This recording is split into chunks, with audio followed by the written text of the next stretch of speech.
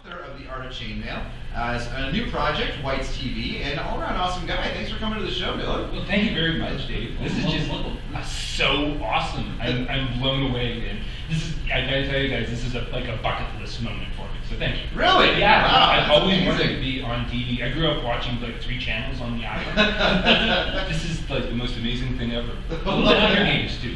We modeled the show after the Hunger Games. You don't want to know what happens after the segment. I'm glad I brought the chainmail. Well, Dylon, talking about your intro, obviously you are very into chainmail. You brought some great pieces with you here. What got you started in this passion? Well, it was about 1988. Wow. And there was this really amazing movie with Jean-Claude Van Damme called Cyborg. I'm lying, it was an awful movie. It's okay, they probably haven't seen it yet. No spoiler. Okay. The main villain wears a really awesome piece of chainmail, and I said to myself, I need one of those, I have to have one of those. And so I started, the piece over there that's made out of this sort of dog chain, that was my first piece. I had a pair of pliers, a pair of bolt cutters. It says, you need a lock washer. I'm like, what's a lock washer? Went to the hardware store, lots of little rings that are split, so I got a pile of them, and I made a shirt, and that was it. I just kept going and going and going. Oh my God, wow. Your poor fingers. Poor everything. You don't want to shake my hand. Yeah, grip of death. You don't restrict yourself to chainmail, though. You've written some books that you brought with us, right? Well, yeah, I got into teaching chainmail. When I started out in 1988, this is before the internet. Everything on the island was long-distance phone calls. There wasn't even bulletin boards. So finding information was tough. I actually found my very first book on armoring from a comic book. It was Groove the Wanderer, Sergio Aragonese. Somebody had written into the book talking about what piece of armor they thought Groove wore from this completely improbably titled book called A Construction, Decoration, and Use of Arms and Armors in All Places and All Times, together with a few closely related subjects. What a mouthful. Wow, what a The most amazing book ever, about 99% wrong, about everything in the world. I did have a little section of chainmail that was right. I found out what I was doing with the Japanese pattern that I got starting off with. I wanted to get into European patterns. This is sort of like one of the first ones I got into with lock washers. Okay, yeah. Oh, wow, Yeah. look at that. You have a lot of great pieces here, and you obviously must have created a variety. Even behind us, we have this beautiful shirt, amazing koi at the top. What is your favorite piece you've worked on? I thought about this for quite a bit, and it's like, I've done so many neat things. The one back there took me almost 8 months to put together. I made a shirt once that weighed over 100 pounds. It was just nothing you wanted to wear.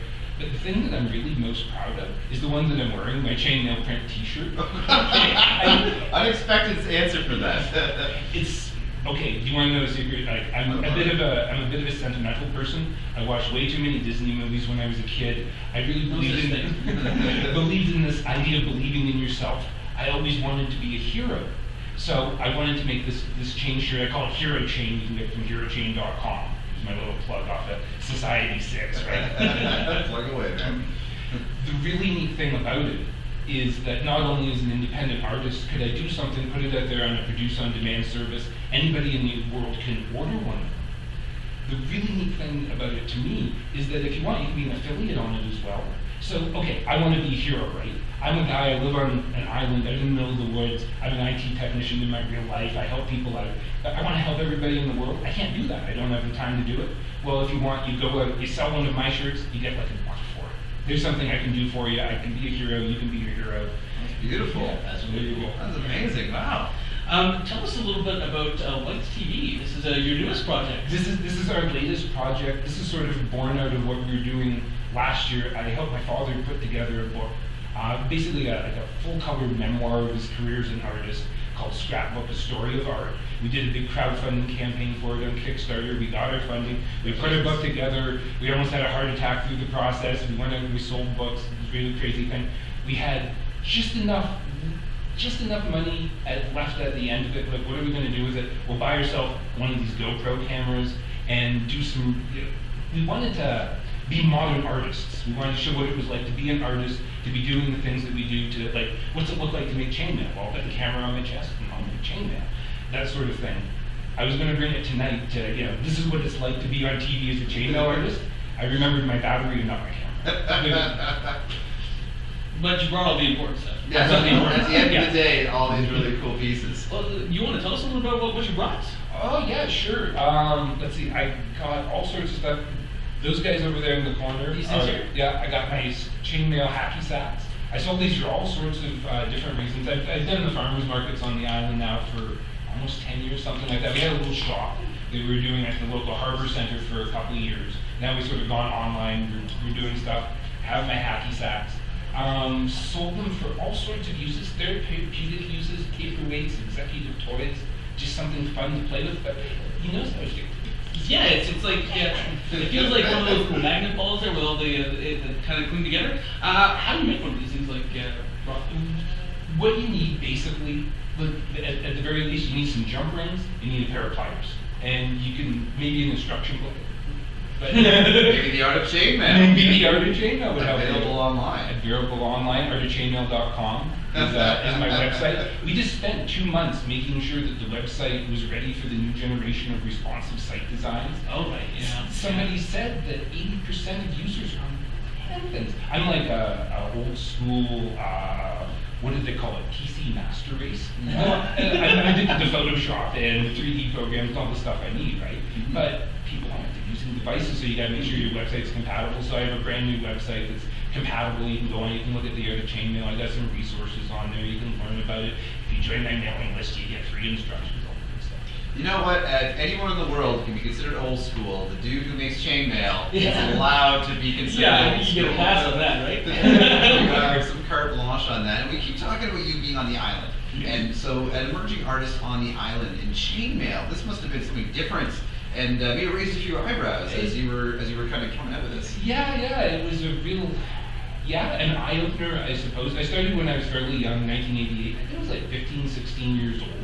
So it was like, oh, there's this young guy and he's making chainmail. One of my first pieces ended up at the local museum, and that was really cool. I even did an interview on the CBC radio. That was as far as I'd gotten before I said, this is the bucket list. I made it to television. It's better than the radio. You can see my face. Oh my goodness, the camera just cracked. You heard it here first.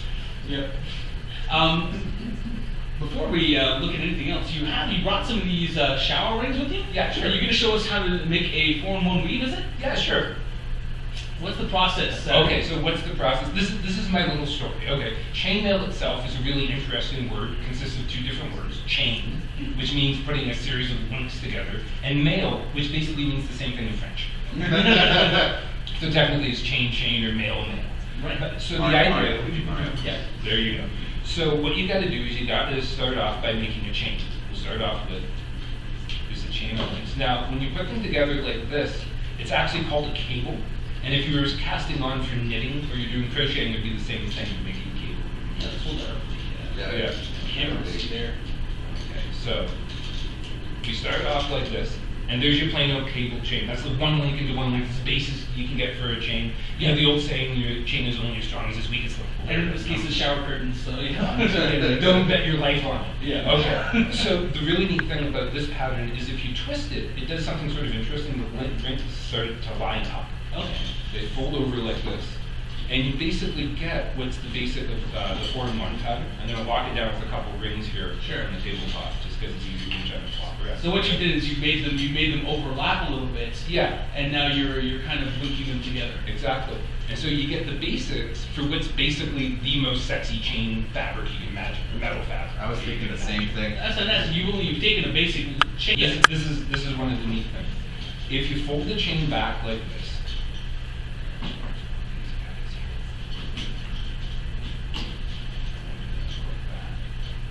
It actually was on magic. I feel Yeah. like a 10-year-old at a magic show. Well, I don't this feel is so that. cool. I usually don't get to be a magician. This is so awesome. Well, this Not is- fumbling my rings because I'm so.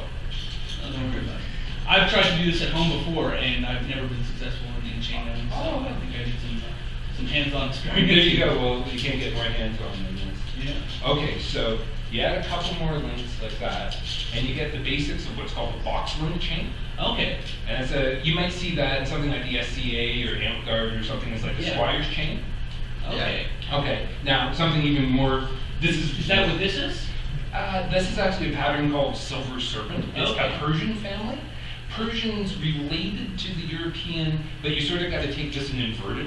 Okay. Basically where it comes from. So it's related. Yeah, they're all related. So you put on a couple more links like this, and you put on a couple more links like this, and basically what you're doing is you're adding a cable to your box link. And then when you invert that, you get the last of your really classic chains, which is called a Byzantine pattern. Okay. And as far as I know, and I don't know anything, but as far as I know, this is indeed one of the oldest patterns. It may go back as far as ancient Egypt. Wow, that's really awesome. You know, maybe it is bird's nest, also fool's trap. Nice. And you've got all this written down in your chainmail. It's in my chainmail. Yeah. So guys, if you want to take a look at all of these different weaves and how to do them, you can pick up this book. And what's your website again? Artofchainmail.com. Artofchainmail.com, so go online and take a look. Guys, we're going to have a break, but coming up we're going to take a look at some comics that we're looking forward to, Free Comic Book Day. And what's coming up next week on our show, we're going to the Northern Ontario Expo, so stay with us. Camera 3. Welcome back to Talk Nerdy. With us is Dylon Whyte, chainmail artist extraordinaire, a longtime fan of. Start this again. Sorry, we're gonna do it.